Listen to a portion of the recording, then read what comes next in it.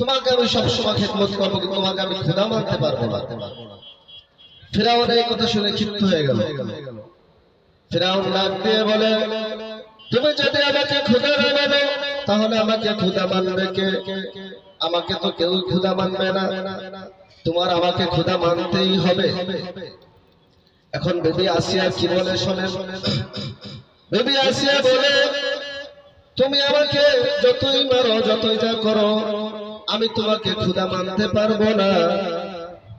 আমার খোদা একজনই, আমার আল্লাহ। আমি তোমাকে খোদা মানতে পারবো না। ফিরআউন এই কথা শুনে আরো ক্ষিপ্ত হয়ে গেল।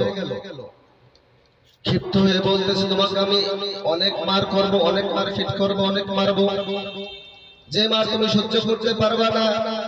বেবি আসিয়া বলে, আমি সহ্য না করতে পারলে মারা যাবো, তবু আমি তোমাকে খোদা মানতে পারবো।